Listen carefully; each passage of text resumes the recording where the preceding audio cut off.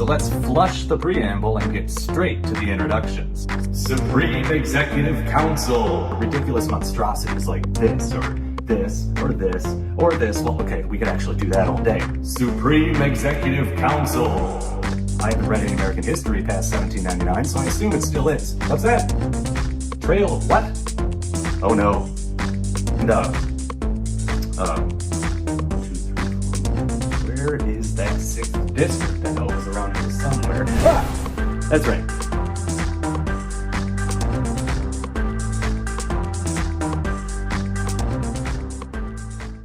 Monday, December 2nd, 1793, Independence Hall, Philadelphia, Pennsylvania, the first day of the first session of the Third Congress. Now, first and foremost, the size of the House has increased dramatically based on the results of the first census in 1790.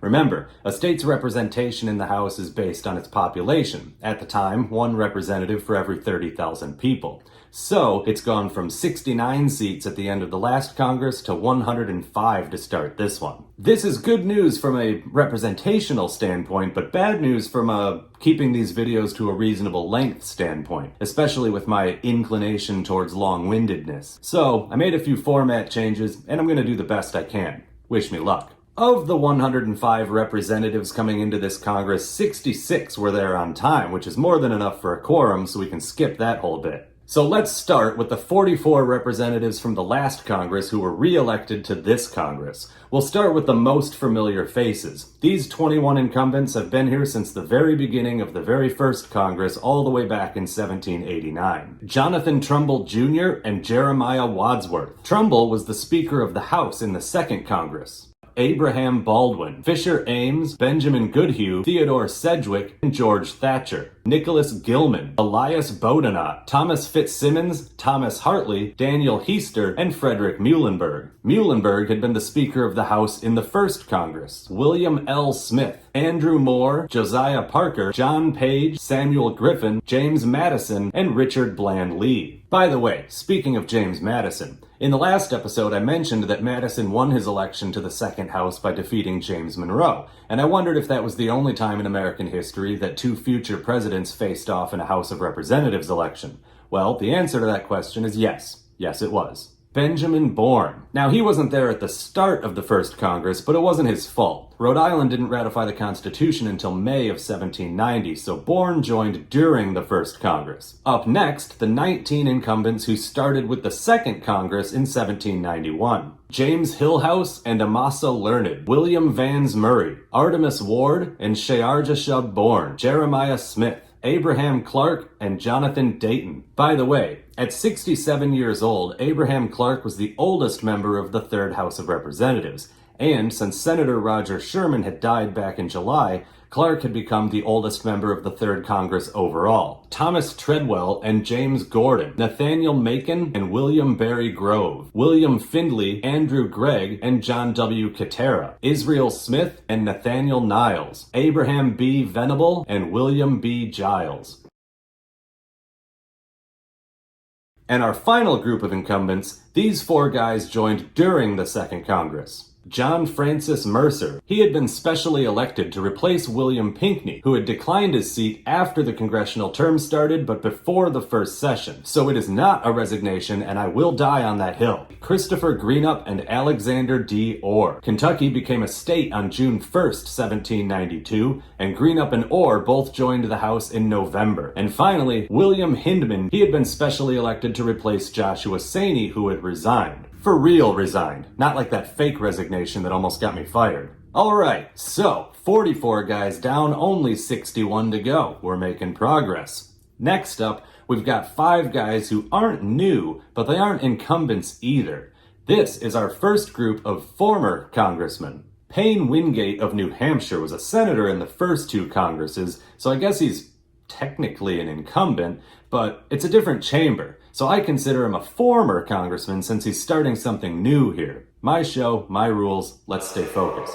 Wingate had lost his Senate election to Representative Samuel Livermore, so he ran for Livermore's old House seat, which he won. So ultimately, Senator Wingate and Representative Livermore just swapped places and became Representative Wingate and Senator Livermore. Lambert Cadwallader of New Jersey was a representative from the first Congress. He ran for re-election to the second, but just barely missed the cut. And honestly, he would have missed the cut this time too if not for the fact that New Jersey had gained a seat in the House based on the census results. Peter Muhlenberg and Thomas Scott of Pennsylvania were representatives from the first Congress.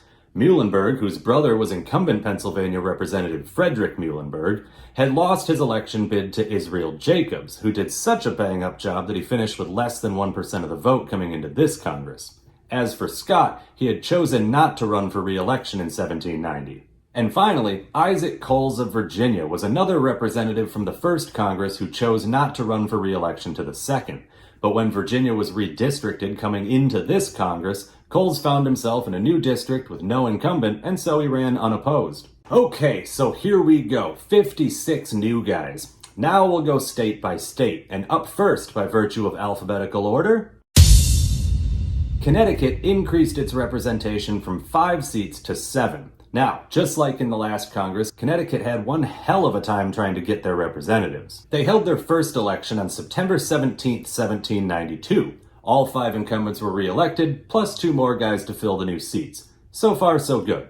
But after the second Congress ended on March 3, 1793, and everyone went home, re-elected incumbent Jonathan Sturgis was appointed to the Connecticut Superior Court. So he declined his seat in the House, which is understandable. On April 8th, Uriah Tracy was elected to take his spot. So we're all good, right? Wrong! At some point over the summer, another representative-elect, Benjamin Huntington, another former representative from the first Congress, was also appointed to the Connecticut Superior Court. So he also declined his seat in the House. On September 16, 1793, almost a year to the day since the original election, Jonathan Ingersoll was elected to take Huntington's spot. So now we're all good, right? Wrong! First, Ingersoll changed his mind and said, I don't want to be in Congress anymore. And so he declined his seat.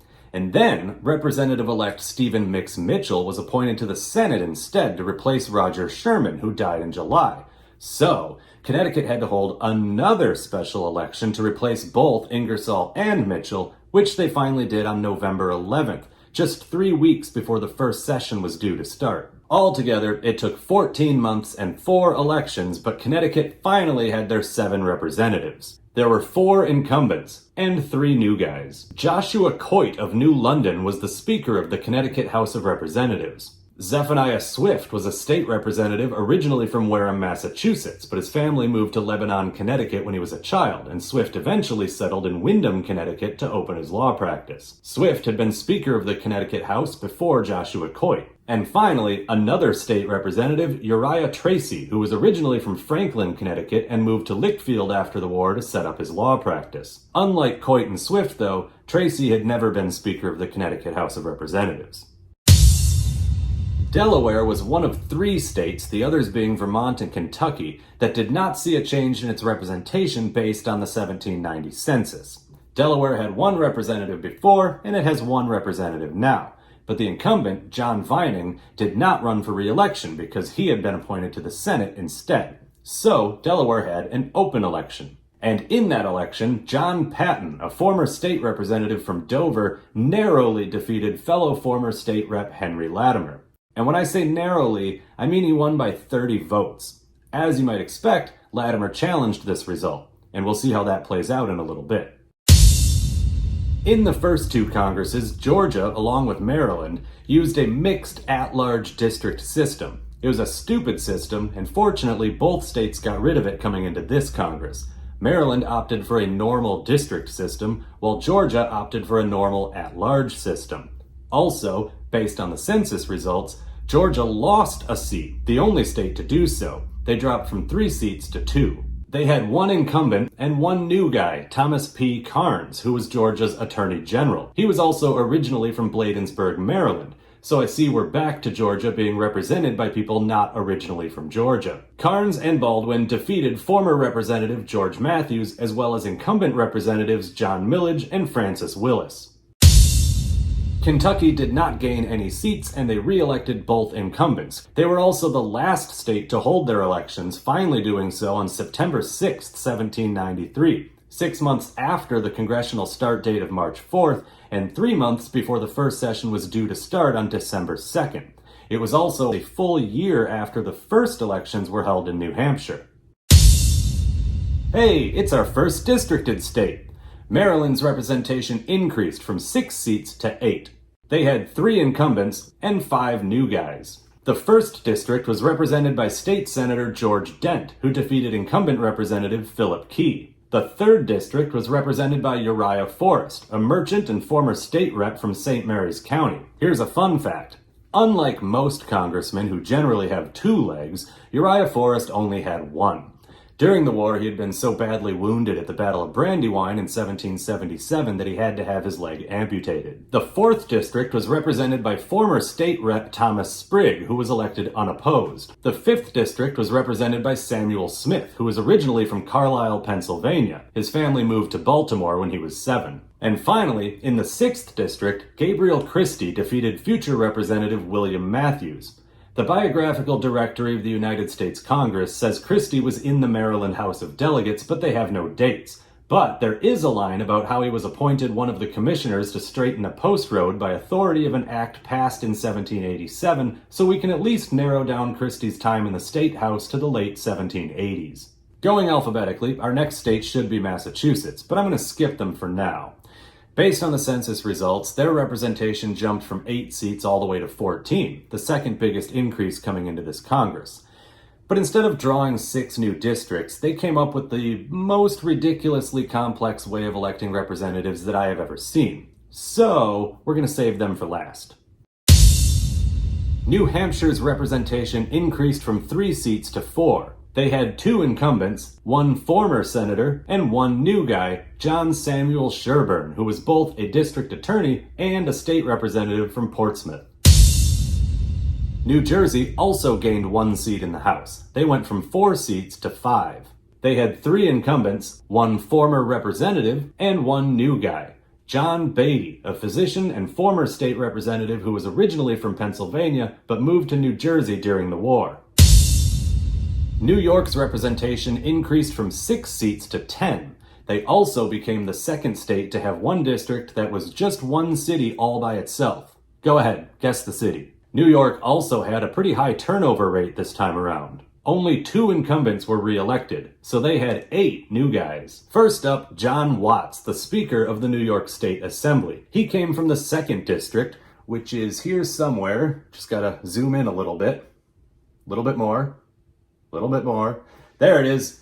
New York City, the 2nd city to be an entire congressional district all by itself. The first one was Philadelphia in the last Congress. The 3rd district was represented by State Senator Philip Van Cortlandt, the oldest son of Lieutenant Governor Pierre Van Cortlandt and a great-grandson of New York City's first native-born mayor, Stephenus Van Cortlandt. In the 4th district, another Van, Peter Van Gasbeck, barely defeated former Representative John Hathorne. And when I say barely, I mean he won by 16 votes.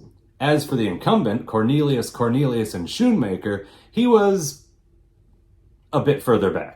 In the 5th district, the 3rd time was the charm for Poughkeepsie lawyer Theodorus Bailey. He had run for this seat in the elections to the 1st and 2nd Congresses, losing both times to Egbert Benson. In the 6th district, former state representative Ezekiel Gilbert won in another super close election. This time the difference was just 29 votes. Honestly, I'm actually kind of surprised that neither one of these super close New York elections saw a challenge the way the one in Delaware did. In the 7th district, Henry Glenn defeated another Van, former Representative Jeremiah Van Rensselaer. Fun fact, Henry Glenn is going to be re-elected to the next 3 Congresses as well, but in 1800 he's going to be defeated by yet another Van, Killian K. Van Rensselaer, Jeremiah's cousin. Also, you've probably noticed that in an effort to save time, I've been listing everyone's before Congress resumes on screen instead of repeating the same phrases like Continental Congress and State House of Representatives 100 times. But I do want to take a second here to acknowledge Henry Glenn's time as town clerk of Schenectady, New York. He held that post for 42 years, which is pretty impressive. Also, I just wanted an excuse to say Schenectady again. In the 8th district, Farmer turned surveyor turned merchant John E. Van Allen defeated Henry K. Van Rensselaer, brother of the recently mentioned Killian K. Van Rensselaer. So many vans. Vans everywhere in New York. And finally, the gigantic 10th district was represented by state rep and slave trader Silas Talbot, who was originally from Dighton, Massachusetts, but settled in Johnstown, New York after the war. North Carolina's representation doubled, jumping from 5 seats to 10. They re-elected 2 of their incumbents, which means they have 8 new guys. The first one was Joseph McDowell, representing the 1st District. Joseph McDowell and his cousin, also called Joseph McDowell, both fought in the Battle of Kings Mountain in 1780, both were members of the North Carolina State Legislature, both were delegates to North Carolina's state constitutional conventions in 1788 and 1789, and both eventually became congressmen. Naturally, this created a fair amount of confusion. So both men were given nicknames from the names of their families' estates. Our Joseph McDowell, the one elected to this Congress, was called Pleasant Gardens Joe. His cousin was called Quaker Meadows Joe, and we'll meet him in the 5th Congress. Oh, and just to add to all that, Quaker Meadows Joe also had a son called Joseph McDowell, who also became a congressman. So that's 3 Joseph McDowells to serve in Congress. The 2nd District was represented by state legislator Matthew Locke, who was originally from Ireland and moved with his family first to Pennsylvania and then to Anson County, North Carolina after his father died. At some point early in his life, he apparently worked as something called a wagon driver, which probably means transporting supplies, but in my mind, I'm picturing a taxi driver but with horses. Mostly just so I can use this picture again.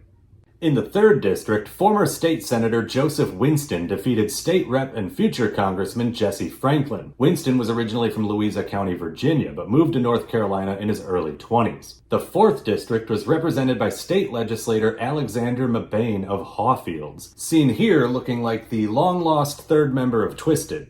In the 6th District, former state senator James Gillespie defeated future representative William Henry Hill and future governor Benjamin Smith. In the 8th District, former state rep William Johnston Dawson handily defeated current state rep Stephen Cabarrus. Dawson was a grandson of North Carolina Royal Governor Gabriel Johnston. In the 9th District, state representative Thomas Blunt defeated the incumbent John Baptist Ashe. Thomas Blunt was a brother of William Blunt, who's going to join the Senate in the next episode, and it doesn't end well for him. Thomas Blunt joined the fighting of the Revolutionary War as a teenager and actually got captured and spent 2 years in England as a prisoner before being exchanged and returned to North Carolina in 1780. And finally, the 10th District was represented by longtime state legislator Benjamin Williams. Pennsylvania couldn't decide what it wanted to be. It was an at-large state in the 1st Congress, switched to a district system for the 2nd Congress, and switched back to an at-large state for this Congress. Coming into this Congress now, Pennsylvania has gained 5 seats, so they're up to 13 representatives, and they had a much lower turnover rate than North Carolina and New York. They re-elected 7 of their 8 incumbents. They also elected 2 former representatives, and so they only have 4 new guys. First up, James Armstrong, who was a physician from Mifflin County. Surprisingly, this was his first political office. Usually I only say that when the person is like 28 years old, and Armstrong was 45. But hey, it's never too late to start a new career, right? I'm counting on that. William Irvine was a physician from Carlisle. He was originally from Ireland and moved to Pennsylvania at the age of 22. William Montgomery was a surveyor and military man from Montour County. The area he settled eventually became known as Montgomery's Landing, but would later be incorporated as the borough of Danville, which was named after his son. And finally, John Smiley was a state senator from Fayette City. Like Irvine, as well as incumbents Fitzsimmons and Findley, Smiley had been born in Ireland. He moved to Pennsylvania at the age of 21. And, much to my delight, from 1786 to 1789, he was a member of Pennsylvania's Supreme Executive Council. Like North Carolina, Rhode Island's representation doubled. They went from 1 seat to 2. They re-elected their incumbent and added 1 new guy, Francis Malbone, a merchant from Newport. In 1792, he revived the Artillery Company of Newport, a military unit that had been inactive since the British occupied the town in 1776. Malbone was then elected to be its commanding officer, a position he held for the rest of his life. South Carolina gained 1 seat, going from 5 representatives to 6. They only re-elected 1 incumbent, so they have 5 new guys. Up first, the 2nd District, which was represented by State Rep John Hunter of Newberry. The 3rd District was eventually represented by Lemuel Benton, a former state rep from Darlington County. When I say eventually, I mean he missed most of the first session. And when I say most, I mean he arrived on June 9th, 1794, the last day of the first session.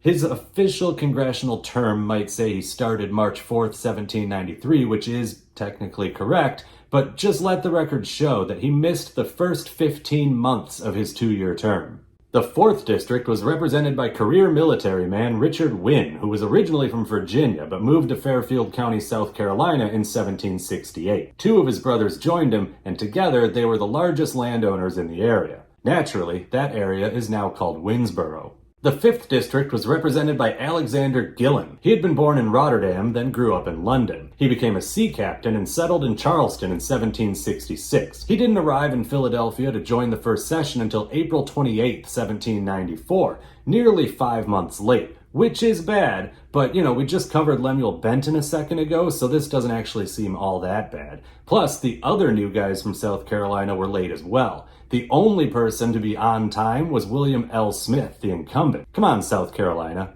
be better. And finally, the 6th District was represented by longtime state rep Andrew Pickens. Originally from Pennsylvania, Pickens' family moved first to Virginia before settling in the Waxhaws on the border between North and South Carolina in 1752. And if you're a presidential nerd like me, then when you hear the word Waxhaws, the first thing you think of is this guy, who we will be meeting for the first time in the next episode. And I know at least a couple of you who are certainly going to be interested in that.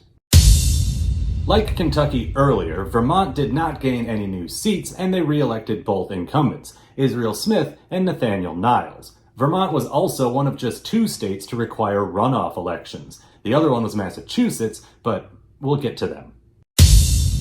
Once again, Virginia has the largest delegation. In the 1st and 2nd Congresses, they had 10 seats. This time around, that number has jumped all the way to 19. On account of its huge population. Anyway, they re-elected 8 of their incumbents, plus 1 former representative from the 1st Congress, which leaves us with 10 new guys. Up first, in the 1st District, longtime state senator Robert Rutherford defeated incumbent representative Alexander White and future representative John Smith. And by the way, this is how you spell that name. You see that, Senator John Rutherford of New Jersey? In the 3rd District, Joseph Neville defeated future representative George Jackson. The 4th District was represented by Francis Preston, a former state rep. At just 28 years old, he was the youngest member of the 3rd Congress. Probably. See, North Carolina's William Johnston Dawson was also born in 1765, but his exact birth date is unknown, so he might have been younger. But since we don't know for sure, Preston gets the distinction. The 5th District was represented by Deputy State Attorney George Hancock, who was also a member of the Virginia House of Delegates. The 8th District was represented by Brunswick County Sheriff Thomas Claiborne, who was also a state senator. The 10th District was represented by Carter Bassett Harrison, the son of founding father Benjamin Harrison V. He was also an older brother of future Congressman and President William Henry Harrison. The 14th District was represented by Francis Walker, the much younger brother of former Senator John Walker, who, as you'll recall, was the interim senator appointed to replace the late William Grayson and was then himself replaced by the properly elected James Monroe back in the 1st Congress. Francis Walker was 29 years old. Altogether, the 3rd House of Representatives had 4 guys who were under the age of 30. On the opposite end of the spectrum, there were 5 guys who were at least 60 years old. In the 16th District, Anthony New defeated future Representative John Roan. New was 45 or 46 years old, but this was his first foray into politics. What was it that I said earlier? It's never too late to start a new career? I'll see myself out. The 18th district was represented by Williamsburg lawyer John Nicholas. He was also new to the world of politics. And finally, the 19th district, where state attorney John Heath defeated future Representative Walter Jones and founding father Francis Lightfoot Lee, who was a brother of former Senator Richard Henry Lee. Okay, it's time to deal with Massachusetts. This is what Massachusetts looked like in the last Congress. 8 representatives, 8 districts. For this Congress, Massachusetts gained 6 more seats. So now they had 2 options. The Virginia method, which would mean drawing new lines and making a bunch of new districts, or the Pennsylvania method, which would mean eliminating the districts altogether and being an at-large state. Massachusetts went off the board entirely and came up with this. This is our first example of something called plural districts. It's not our last example either, but it is by far the most extreme. On the surface, plural districts are a simple, logical concept. Per the Constitution, each state got 1 representative for every 30,000 people, but there was no law that said each district had to be 30,000 people. So Massachusetts came up with this. Fewer districts, but more people in each district, meaning that each district could have multiple representatives. Sort of a halfway point between a standard district system and a standard at-large system. In this case specifically, the 1st and 2nd districts each had 4 representatives, the 3rd district had 2, and the 4th district had 3. The extra population from the first 3 districts was enough for 1 more seat, so Massachusetts made that one at-large. But they weren't done yet. They took this plural district system, which again, is not all that complicated, and decided to make it complicated. Here's how the voting worked. And I quote, "The voters of Districts 1 and 2 each could vote for 4 candidates, but the votes had to be distributed as follows. 1 vote for a candidate from each of the 3 counties in the district, and 1 additional vote for any candidate from any part of the district. In the 3rd district, each voter had 2 votes. 1 had to be cast for a candidate from Barnstable, Dukes, or Nantucket counties, and the other for a candidate from Bristol or Plymouth. In addition, all voters in the above 3 districts cast 1 additional vote for any candidate from anywhere in the 3 districts listed in the returns as at-large. Voters of the 4th district had 3 votes, 1 for a candidate from York, another from Cumberland, and the other from any of the remaining counties of this district." So basically, they made a regular district system out of their counties and then grouped those counties into 4 larger districts. Oh, and remember, ballots back then weren't these pre-printed sheets where voters just filled in boxes next to the names. Voters had to be prepared to write down the names of their choices themselves on a blank sheet of paper. Also, Massachusetts still had the law that required winners to get a majority of votes, not just the most, and so 6 of these districts that weren't really districts went to runoff elections. In the end, in order to get their 14 representatives, Massachusetts had to hold 3 rounds of voting between November 2nd, 1792 and April 1st, 1793. And altogether, a whopping 114 people received votes. But to be honest, it could have been much worse. Remember, in the last Congress, under much simpler rules, it took the 6th district 9 ballots over the course of a year and a half to get their winner. So I'm actually kind of amazed that under this ridiculous election structure, that it only took 3 runoffs altogether. Plus, all 14 representatives were elected before the first session started. And in fact, most of them were there on the first day. The last one to arrive was only 2 weeks late. So, good job, Massachusetts. With that out of the way, let's meet those representatives. The 1st district was represented by 2 incumbents and 2 new guys. Samuel Dexter, a lawyer and former state rep from Boston, and Samuel Holton, a former Continental Congressman from Salem Village, now known as Danvers. Holton was a signer of the Articles of Confederation. The 2nd district was also represented by 2 incumbents and 2 new guys. Dwight Foster, a state rep from Brookfield, and William Lyman, who defeated Samuel Lyman. So far as I can tell, the 2 are not related. The 3rd district was represented by 1 incumbent and 1 new guy, Peleg Coffin Jr., a state senator from Nantucket. I don't know anything about his appendages.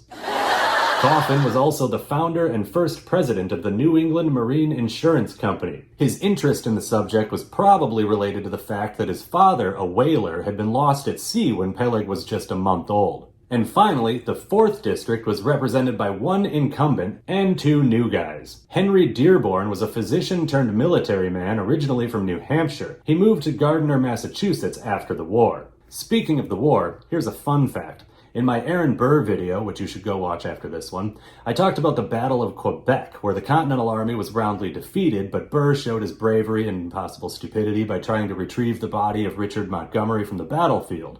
Well, as a result of that battle, Henry Dearborn was captured and became a prisoner of war. The other new guy was State Senator Peleg Wadsworth. 2 Pelegs. What are the odds of that? Wadsworth had also spent some time as a prisoner of war. He was captured in 1781, but escaped after just a few months. And finally, Representative number 105, the Speaker of the Massachusetts House of Representatives, David Cobb. He was technically an at-large representative, but he only represented the first 3 districts. And so, we've now met our opening day roster, so to speak. So let's see what happens in the 3rd Congress. On December 4th, 1793, just 2 days into the first session, a petition arrived from Henry Latimer of Delaware challenging the election of John Patton. You'll recall from earlier that Patton defeated Latimer by just 30 votes.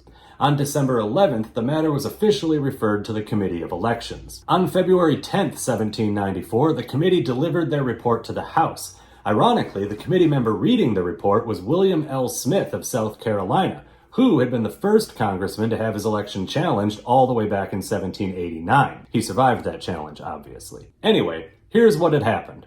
Delaware had a state law that required voters voting for representatives to write down 2 choices, one of whom had to be a resident of a different county than the voter. Latimer claimed that election officials in Sussex County had accepted 68 votes that had John Patton's name but no other name. So, he argued, these votes should not have been counted. The election officials had apparently debated whether or not to accept the votes, but ultimately decided to accept them, and if there was an issue, the House of Representatives would sort it out. Classic passing of the buck. So in the end, it was a pretty open and shut case. The committee recommended that the 68 Patton votes and 9 similar Latimer votes be rejected. They also gave Latimer back 4 votes that had been rejected in Kent County. Not that that made a difference. They determined that Latimer should have won the election with a 33-vote majority. And on February 14th, 1794, the House voted 57-31 to remove John Patton and install Henry Latimer in that seat, which they did immediately afterward. Latimer was a physician and former state representative from Newport. He had been elected to the Continental Congress back in 1784, but for unknown reasons, never attended.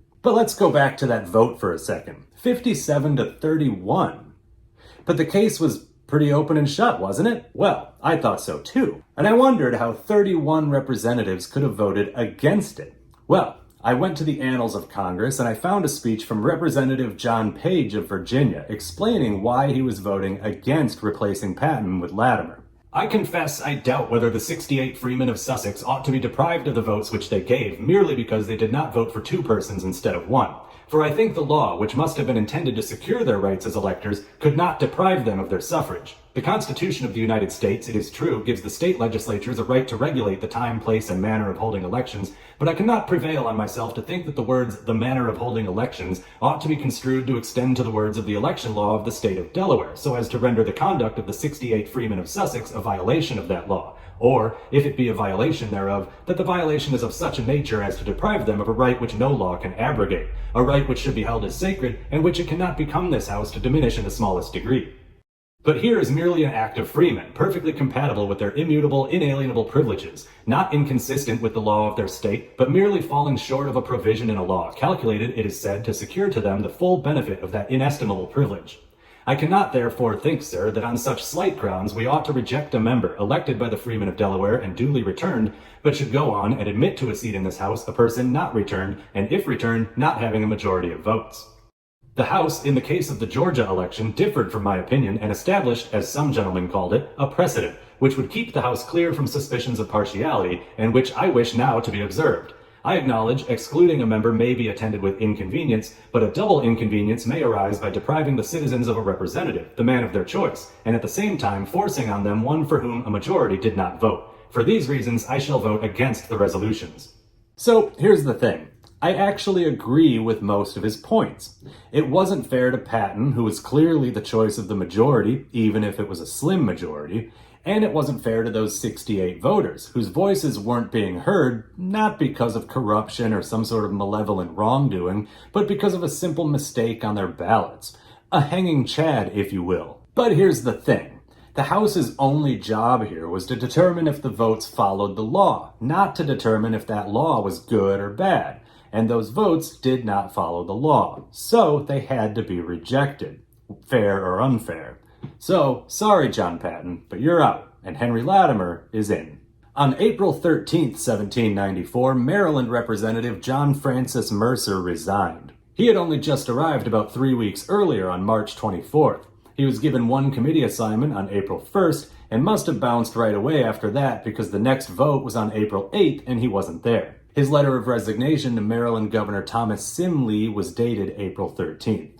On May 31st, the House received a letter from Governor Lee informing them that Gabriel Duval had been elected. Duval was a state representative from Prince George's County. He eventually joined the House in November, a few days into the second session. On June 3rd, 1794, the Senate received an incoming message from the Big Giant Head. It was a list of names from President Washington that he was nominating to be captains in the new United States Navy. One of them was New York Representative and slave trader Silas Talbot. The Senate approved all 6 nominations, and Talbot resigned on June 5th to accept the Navy appointment. Or did he? No, he did not. Talbot was there for a vote on June 7th, and the session ended on June 9th. Furthermore, he never actually resigned at all. I mean, he did accept the Navy appointment, and so he never attended the second session, but he never officially resigned his seat, meaning there was no special election to replace him, and more importantly, his resignation doesn't count as an actual resignation. He just wasn't there for the second session. It's just like John Vining of Delaware in the last Congress. Vining had been elected to the Delaware State Senate in between the first and second sessions, so he just didn't attend the second session, but he never actually resigned. So his term goes from March 4th, 1789 to March 2nd, 1793. Similarly, Silas Talbot's term officially goes from March 4th, 1793 to March 3rd, 1795, even though he wasn't at the second session. On September 15, 1794, New Jersey Representative Abraham Clark, the oldest member of the Third Congress, died at the age of 68. Now this means 2 things. First, Artemus Ward of Massachusetts was now the oldest member of the Third Congress at 66. He's the 3rd person to have that distinction in under 2 years, so let's hope he makes it out of this Congress alive. And second, New Jersey now had to hold a special election to replace Clark, which they did, but not until January 11th, 1795, 4 whole months later. In fact, they actually held their regular election for the next Congress before they got around to the special election to replace Clark. When they finally did get around to it on January 11th, Aaron Kitchell was elected. Kitchell was a former representative from the Second Congress who had finished 7th in the voting for this Congress. He was also already one of the representative-elects to the 4th Congress. So why not just have the special election for the remainder of Clark's term at the same time as the general election to the 4th Congress? I mean, the general election was December 30th, and they made everybody come back 12 days later just to vote in the special election? That don't make no sense! On October 6, 1794, South Carolina Representative Alexander Gillen died at the age of 53. Their regular elections for the next Congress were scheduled for a week later, so South Carolina did what I would think would be the obvious thing and held the special election to replace Gillen at the same time. You see that, New Jersey? It's not that hard. So on October 14th, Robert Goodloe Harper was elected to both the remainder of Alexander Gillen's term and the same seat in the next Congress. Logical. See that, New Jersey? You're being schooled on logic by South Carolina. Let that sink in. Harper was a state representative originally from Fredericksburg, Virginia. His family moved to Granville, North Carolina when he was a child, and Harper moved to South Carolina in 1785 to set up his law practice. On November 8, 1794, Maryland lost another representative when Uriah Forrest resigned. Now, I can't find an official explanation for why he resigned, but I do have a theory. Land speculation. You see, after Southern Maryland was chosen as the site of the future Washington, D.C. back in 1790, Forrest joined up with a few other land speculators, including the soon-to-be-thrown into debtor's prison Robert Morris, and started buying up all the land in the future federal district, allowing them to sell it to the government at a handsome profit. This was a very successful enterprise, and by 1794, it was really all he cared about. In fact, I don't think he even really wanted to be in Congress at this point. He showed up a month late, only participated in 4 votes, and then disappeared again. He reappeared briefly again in April, but left for good on April 25th. But for some reason, he didn't resign at that point. Maybe he intended to come back for the second session. But in 1794, his house was finished being built in the future Washington, D.C., and he decided, you know what, I'm just going to stay put right here. And so he officially resigned on November 8th. And in December, Maryland elected Benjamin Edwards to replace him. Unlike the last two new representatives, Edwards had not already been elected to the next Congress. Jeremiah Crabb had won that election back in October unopposed. But for some reason, Crabb wasn't even a candidate in the special election in December. So, Benjamin Edwards started his term on January 2nd, 1795, and it ended 2 months later on March 3rd, 1795. It's not the shortest term in congressional history, but it's up there. On February 7th, 1795, a year after winning his seat in the House via election challenge, Henry Latimer of Delaware resigned. He had been elected to fill a vacancy in the Senate. Now, if you've already watched the Senate half of this episode, then you know the story. If you haven't watched that, well, for one, why are you watching these out of order? But for two, here's the short version. Delaware's state legislature was having a rough time trying to elect a replacement for Senator George Rhode, who had resigned all the way back in September of 1793. They were deadlocked and their session ended without electing a new senator. So the Delaware governor appointed a guy called Kenzie Johns. But that didn't work either, mostly because of the timing. The Senate had just gone through something of a brouhaha involving a Pennsylvania senator by the name of Albert Gallatin and his eligibility based on his citizenship. At least, that was the surface issue. Really, it was a matter of party politics. You see, the Federalists had a slim majority, and Gallatin was a prominent Democratic Republican. So the Federalists used the citizenship issue as a weapon to get him out of there. Well, it was about that time that Kenzie Johns, a Federalist who had been appointed by a Federalist governor, arrived and presented his credentials. The Democratic Republicans seized their opportunity for revenge and pounced on the technicality that a governor could only appoint a new senator if he did so before the next legislative session. So in this case, it didn't matter that the legislature deadlocked. A session had still taken place, meaning they were the only ones who were able to appoint a new senator, regardless of how long that took. Which brings us back to Henry Latimer. Delaware had held their elections for the next House of Representatives back in October, and in a rematch from the last election, John Patton again defeated Latimer, this time in more decisive fashion. So the Delaware legislature settled on Latimer as their Senate choice because he was already in Philadelphia, and he was a lame duck representative anyway. The Third Congress ended on March 3rd, 1795, and that means that we have made it through another one. Now, before we get into election season and say farewell to the guys who are leaving this series forever, let's update some numbers. The third house had 105 seats, held by 110 representatives. 64 of them were new to the House, meaning we have now met 162 representatives. Together with the Senate, we have now met 207 congressmen overall. They're just flying by, aren't they? As for deaths and resignations, we had 2 deaths and 3 resignations. Remember, New York representative and slave trader Silas Talbot never actually resigned. He just skipped out on the second session. So for the House totals, we have now had 3 deaths and 5 resignations. For Congress overall, we're up to 5 deaths and 12 resignations. So now it's election season again. At the time of the elections, there were 103 representatives. Remember, South Carolina and New Jersey each had a vacancy due to death. 64 representatives were re-elected, which gives the fourth House of Representatives a 62.1% incumbency rate, which is average so far. The re-elected representatives were, oh yeah, we're doing this.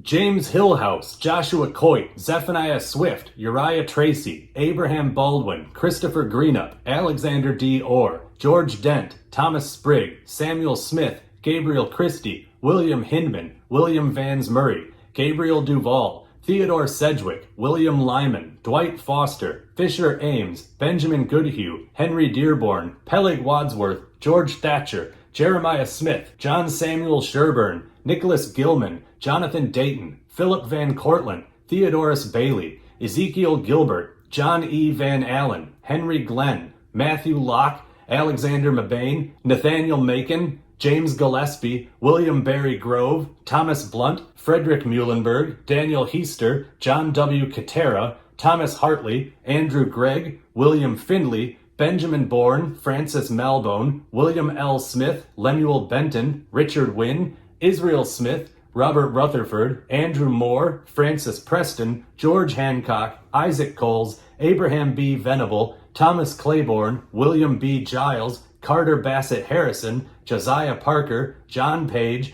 James Madison, Anthony New, John Nicholas, and John Heath. 7 representatives either lost or didn't run for re-election, but they will return in later episodes. And they were Henry Latimer of Delaware, who lost his election to John Patton. As you already know, he was elected to the Senate right away, so he'll be back in the next episode. Jonathan Trumbull Jr. of Connecticut did not run for re-election. He chose to run for the Senate instead, and he was successful, so we'll see him in the next episode as well. John Hunter of South Carolina lost his election to fellow incumbent Robert Goodloe Harper. South Carolina did some light redistricting, and Hunter ended up in the same district as Harper. But he'll rejoin us late in the next episode when, much to my delight, Senator Pierce Butler resigns. So we've got that to look forward to. Peter Muhlenberg and John Smiley of Pennsylvania. Muhlenberg lost his election, badly, and Smiley chose not to run. But both men will return to the House in 1799. Samuel Dexter of Massachusetts lost a long and difficult election to Joseph Bradley Varnum. But Dexter will also return in 1799 when he gets elected to the Senate. And finally, Joseph Winston of North Carolina lost his election to Jesse Franklin, but Winston will return to the House in 1803. And that leaves us with 33 guys who are leaving this series forever. So let's say farewell to Amasa Learned of Connecticut did not run for re-election. He retired to private life as a lawyer and land speculator and died in 1825. His grandson, John Law, was a representative from Indiana. Jeremiah Wadsworth of Connecticut did not run for re-election. He returned to local politics, serving in the Connecticut House of Representatives and on the Connecticut Council of Assistants. He died in 1804. Thomas P. Carnes of Georgia lost his election to former Representative John Millage. After Congress, Carnes returned to the Georgia House of Representatives, and he was also a circuit court judge. He died in 1822. The town of Carnesville, Georgia is named after him. But in an ironic twist, he died in Millageville, Georgia, which is named after his opponent, John Millage. Uriah Forrest of Maryland did not run for re-election. As we established earlier, he resigned on November 8, 1794. He stayed local, returning to the state legislature so that he could continue his land speculation in the future Washington, D.C., where he died in 1805. Benjamin Edwards of Maryland did not run for re-election. He retired to private life and died in 1829. His son, Ninian Edwards, became a senator from Illinois, and his grandson, Benjamin Edwards Gray, became a representative from Kentucky. Peleg Coffin Jr. of Massachusetts lost his election in a battle of juniors. He did one more term in the Massachusetts State Senate, and then he served as Massachusetts' state treasurer. He died in 1805. David Cobb of Massachusetts lost his election. He actually won on the first 2 ballots, but thanks to the state law requiring winners to get a majority, he ultimately lost to former Representative George Leonard. Later, Cobb was elected to the state senate, then he served on the governor's council, and then he was elected lieutenant governor. He eventually died in 1830. Samuel Holton of Massachusetts lost his election to fellow incumbent Benjamin Goodhue. Same situation as John Hunter a minute ago. Massachusetts did some light redistricting, and Holton ended up in the same district as Goodhue. These things happen. $8. After Congress, Holton served on the Governor's Council and then spent the next 19 years as an Essex County probate judge. He died in 1816. Artemus Ward of Massachusetts did not run for re-election. He survived the remainder of the 3rd Congress as the oldest member. Good for him.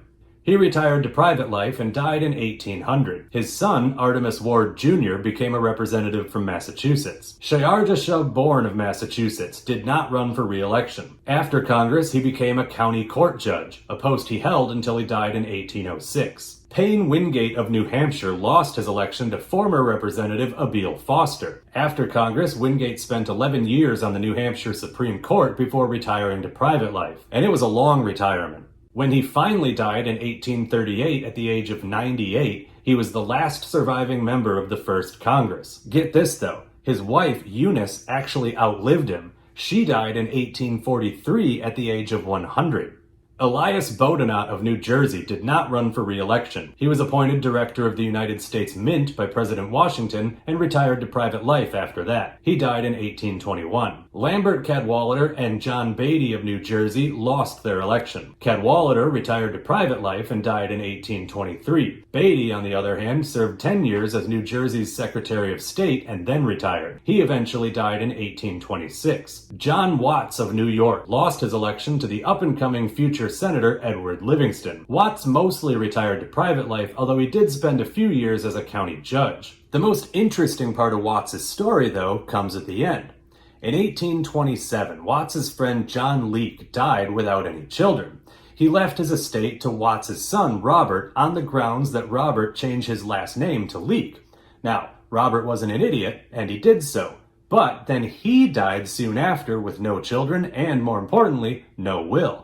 This meant that the bulk of the estate transferred to Watts, who used the money to found the Leake and Watts Orphan Asylum, which still exists today as Rising Ground. As for Watts, he died in 1836. Peter Van Gaspeck and James Gordon of New York did not run for re-election. Van Gaspeck retired to private life and died soon after, and as for Gordon, he was elected to the New York State Senate and also served one term on New York's Council of Appointment. He died in 1810. Thomas Treadwell of New York lost his election to fellow incumbent John E. Van Allen. Same deal as Hunter and Holton. These things happen, $8. But Treadwell wasn't ready to retire just yet. He was a delegate to New York's Constitutional Convention and served in the state Senate. Then he retired, ultimately dying in 1831. His grandson, Thomas Treadwell Davis, yes, that is spelled differently for some reason, became a representative from New York. Silas Talbot of New York did not run for re-election. As you're already aware, he didn't even participate in Congress after President Washington made him a Navy captain. Also, I've been waiting to say this every time I mention that he was a slave trader, but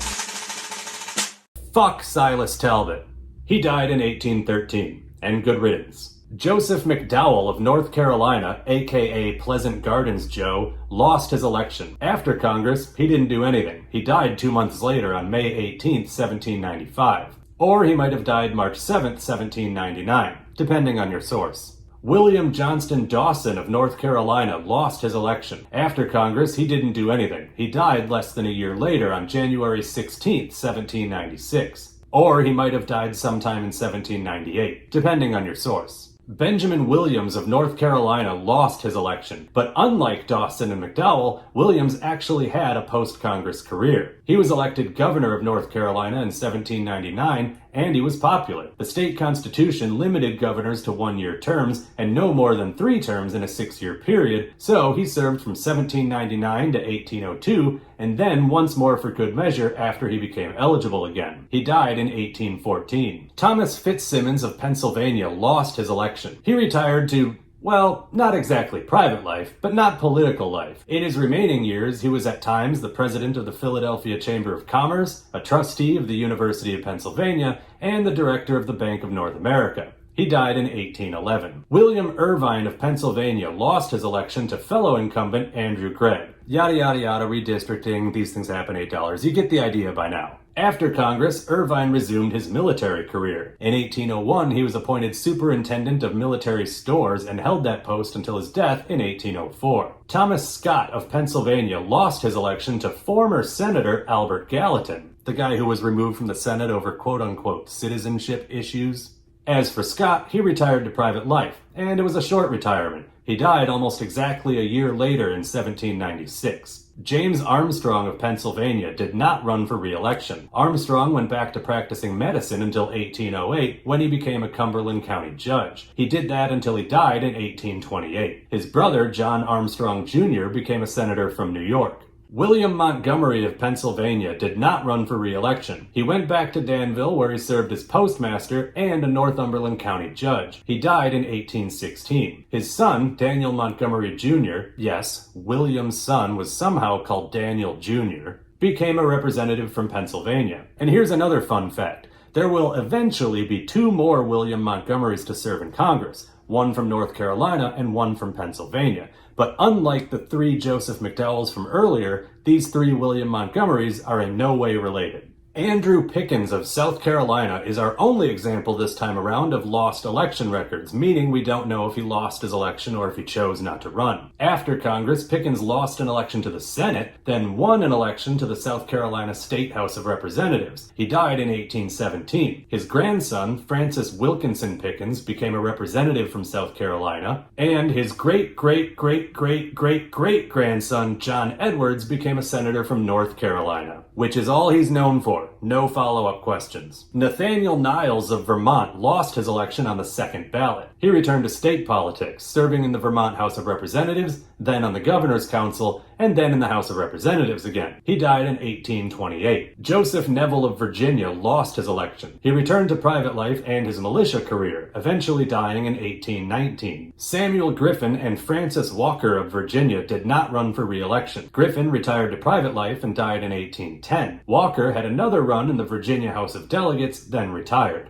He died in 1806. And finally, Richard Bland Lee of Virginia lost his election. He returned to the Virginia House of Delegates and then moved to Washington, D.C. In 1819, President Monroe appointed Lee to a seat on the District of Columbia Orphans Court. Lee served in this position until he died in 1827. And, secret bonus entry, Jonathan Sturgis of Connecticut. He wasn't a member of this Congress, but as I mentioned at the top, all the way back at the beginning of this video, he had been re-elected to this Congress but declined his seat before the Congress started.